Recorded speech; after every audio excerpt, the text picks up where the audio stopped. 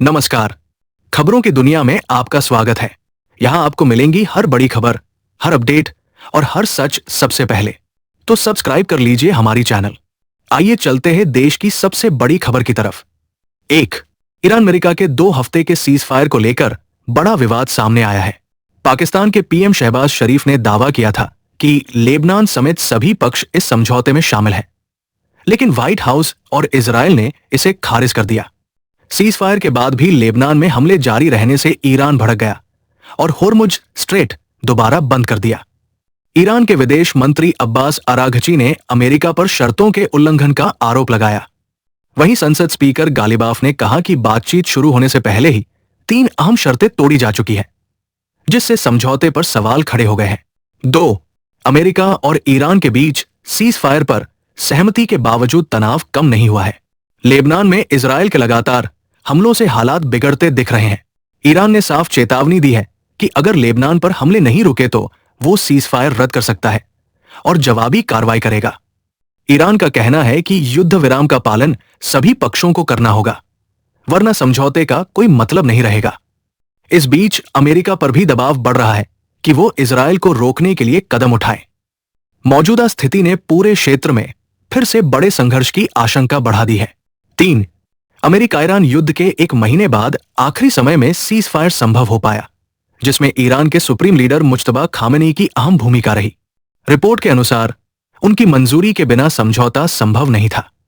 पर्दे के पीछे अमेरिका और ईरान के बीच लगातार बातचीत चलती रही, जबकि सार्वजनिक तौर पर सख्त बयान दिए जा रहे थे।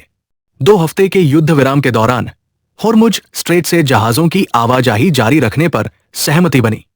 पाकिस्तान, चीन और अन्य देशों ने भी मध्यस्थता की। इस डील के बाद वैश्विक बाजारों में तेजी आई और तनाव कम होने की उम्मीद जगी है। 4.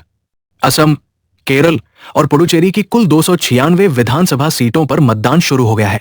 तीनों राज्यों में सुबह से ही मतदान केंद्रों पर लंबी कतारें देखी जा रही हैं और सुरक्षा के कड़े इंतजाम किए गए हैं। केरल में कांग्रेस ने पहले ही जीत का दावा करते हुए कहा है कि सरकार बनने पर मुख्यमंत्री का फैसला पार्टी नेतृत्व करेगा।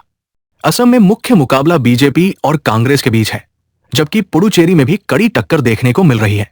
चुनाव आयोग की निगरानी में शांतिपूर्ण मतदान जारी है और सभी की नजरें अब नतीजों पर टिकी है। 5. अमेरिका ईरान के बीच सीज फायर के बावजूद इजरायल के लेबनान पर हमले जारी हैं, जिनमें 254 लोगों की मौत और 1100 से ज्यादा घायल हुए हैं। ईरान ने इसे युद्ध विराम का उल्लंघन बताते हुए कड़ी चेतावनी दी है कि अगर हमले नहीं रुके तो समझौता रद्द कर दिया जाएगा। विदेश मंत्री अब्बास अराघची ने अमेरिका से स्पष्ट रुख अपनाने को कहा। जवाब में ईरान ने होर्मुज स्ट्रेट से तेल टैंकरों की आवाजाही पर रोक लगा दी और बिना अनुमति जहाजों को निशाना बनाने की धमकी दी। हिजबुल्लाह ने भी पलटवार की चेतावनी दी, जिससे क्षेत्र में तनाव फिर बढ़ गया है। 6. अक्षय कुमार की अपकमिंग हॉरर कॉमेडी भूत बंगलाज के सामने उनकी हिट फिल्म भूल भुलैया को पछाड़ने की बड़ी चुनौती है। 2007 में आई भूल भुलैया ने 32 करोड़ के बजट पर 39.1 करोड़ कमाकर 53.4% मुनाफा दिया था। अब भूत बंगला का बजट करीब 120 करोड़ बताया जा रहा है। ऐसे में इसे उसी स्तर का रिटर्न पाने के लिए लगभग 184 करोड़ का कलेक्शन करना होगा। हाल के समय में अक्षय का बॉक्स ऑफिस प्रदर्शन उतार चढ़ाव भरा रहा है, लेकिन हॉरर कॉमेडी उनका मजबूत जॉनर माना जाता है, जिससे फिल्म से उम्मीदें बढ़ गई है। 7. आपसे बढ़ती अनबन के बीच राघव चड्ढा ने अपने सोशल मीडिया पोस्ट से नई राजनीतिक पार्टी बनाने के संकेत दिए हैं। उन्होंने एक इंस्टाग्राम रील शेयर कर दिलचस्प विचार बताया, जिसमें उन्हें खुद की पार्टी शुरू करने की सलाह दी गई थी। इससे सियासी हलकों में अटकलें तेज हो गई है। हाल ही में आपने उन्हें राज्यसभा में उपनेता पद से हटाया था और बोलने का समय भी सीमित कर दिया। पार्टी ने उन पर बीजेपी के प्रति नरम रुख अपनाने का आरोप लगाया है। अब सभी की नजरें उनके अगले कदम पर टिकी है, जिससे राजनीति में नया मोड़ आ सकता है। 8. आईपीएल 2026 में मोहम्मद शमी शानदार फॉर्म में है। सनराइजर्स हैदराबाद के खिलाफ मैच में उन्होंने अभिषेक शर्मा और ट्रेविस हेड को पावर प्ले में आउट कर टीम को बढ़त दिलाई। कोच कार्क्रो ने खुलासा किया कि अभिषेक को आउट करने वाली स्लो वाइड गेंद पर शमी पिछले 4 दिनों से कोच भरत अरुण के साथ काम कर रहे थे। सटीक फील्ड सेटिंग और विविधता के साथ उन्होंने बल्लेबाजों को फंसाया। शमी की सीखने की इच्छा और मेहनत ने उन्हें खास बनाया है। घरेलू क्रिकेट में भी उन्होंने 68 विकेट लेकर शानदार प्रदर्शन किया है, जिससे उनकी वापसी की मांग बढ़ी है। 9. अमेरिका के उपराष्ट्रपति जेडी वेंस इस सप्ताह पाकिस्तान जाकर ईरान के साथ स्थायी शांति समझौते पर बातचीत का नेतृत्व करेंगे। उनके साथ विशेष दूत स्टीव विटकॉफ और जेरेड कुशनर भी शामिल होंगे। इस्लामाबाद में वार्ता का पहला दौर शुरू होगा। हालांकि हालिया सीज फायर के बावजूद लेबनान में हमलों से तनाव बढ़ा है। ईरान ने अमेरिका पर शर्तों के उल्लंघन का आरोप लगाया है और सख्त रुख अपनाया है। वेंस ने ईरान से अगला कदम उठाने को कहा, वरना युद्ध का विकल्प खुला बताया। पाकिस्तान ने सभी पक्षों से संयम और सीज फायर का पालन करने की अपील की है।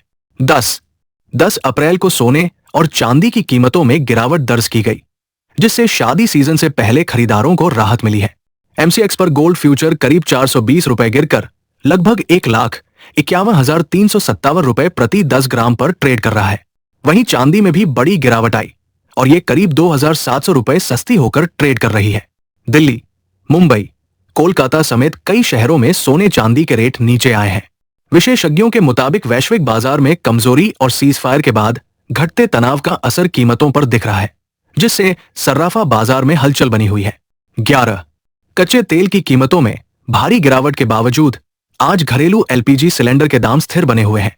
दिल्ली में 14.2 किलोग्राम का सिलेंडर 913 रुपए में मिल रहा है, जबकि अन्य शहरों में भी कीमतों में कोई बदलाव नहीं हुआ है। हालांकि कमर्शियल एलपीजी सिलेंडरों की कीमतों में हाल ही में 195 से 218 रुपए तक की बढ़ोतरी की गई है, जिससे कारोबारियों पर असर पड़ा है। कीमतों में बदलाव आमतौर पर हर महीने की पहली तारीख को होता है। सरकार उज्ज्वला योजना के तहत 300 रुपए की सब्सिडी देकर उपभोक्ताओं को राहत दे रही है, जिससे आम लोगों पर बोझ कम हुआ है। 12. प्रधानमंत्री नरेंद्र मोदी ने महिला आरक्षण बिल को समय की जरूरत बताते हुए कहा कि इसे अब और टाला नहीं जा सकता। उन्होंने कहा कि संसद और विधानसभाओं में महिलाओं की भागीदारी बढ़ने से लोकतंत्र अधिक मजबूत, समावेशी और संवेदनशील बनेगा। पीएम ने बताया कि महिलाओं ने हर क्षेत्र में अपनी क्षमता साबित की है, लेकिन राजनीति में उनका प्रतिनिधित्व अभी भी कम है।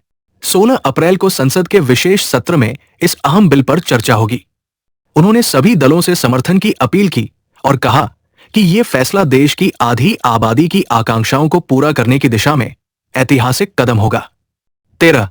मिडिल ईस्ट में युद्ध के चलते तेल सप्लाई बाधित होने के बीच भारत अप्रैल में वेनेजुएला से 1 करोड़ बैरल कच्चा तेल आयात करने की तैयारी में है। ये पिछले 6 वर्षों में सबसे अधिक होगा और डिस्काउंट पर मिलने से लागत कम होगी। हालांकि ये कुल आयात का छोटा हिस्सा है, लेकिन इससे सप्लाई में स्थिरता और स्रोतों में विविधता बढ़ेगी। भारत अपनी 88% तेल जरूरतें आयात से पूरी करता है और होर्मुज स्ट्रेट पर निर्भरता कम करने की रणनीति अपना रहा है। इससे भविष्य में पेट्रोल डीजल की कीमतों पर कुछ राहत मिलने की उम्मीद है। 14. बांग्लादेश के विदेश मंत्री खलीलुर रहमान ने भारत दौरे के दौरान विदेश मंत्री एस जयशंकर से मुलाकात कर पूर्व प्रधानमंत्री शेख हसीना के प्रत्यर्पण की मांग दोहराई, लेकिन भारत ने इस पर कोई स्पष्ट जवाब नहीं दिया। दोनों देशों ने रिश्तों को सुधारने और सहयोग बढ़ाने पर जोर दिया। भारत ने वीजा प्रक्रिया आसान बनाने का आश्वासन भी दिया। हालांकि आधिकारिक बयान में शेख हसीना का जिक्र नहीं किया गया। दोनों पक्षों ने सहमति जताई कि यह मुद्दा द्विपक्षीय संबंधों को प्रभावित नहीं करेगा। बैठक में क्षेत्रीय और वैश्विक मुद्दों पर भी चर्चा हुई और संपर्क बनाए रखने पर सहमति बनी। Thanks for watching.